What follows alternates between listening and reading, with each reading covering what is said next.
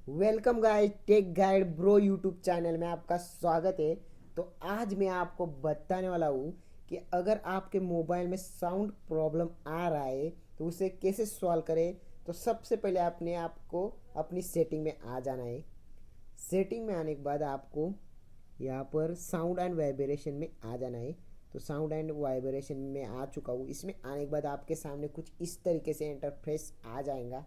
तो इस वाले इंटरफेस में आने के बाद आपको यहाँ पर मीडिया वॉल्यूम को फुल कर लेना है, फिर कॉल वॉल्यूम को भी फुल कर लेना है। फुल करने के बाद आपको रिंग एंड नोटिफिकेशन को भी सब और अलार्म को भी फुल कर लेना है। सबको फुल कर लेना है।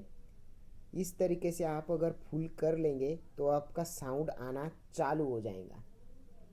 तो इस तरीके से आपको साउंड चालू हो जाएगा। अगर आपको वीडियो अच्छी लगी है तो आपको तो पता है, अगर वीडियो अच्छी लगी तो हमारे चैनल को सब्सक्राइब कीजिए और बेल आइकन को प्रेस कीजिए दोस्तों।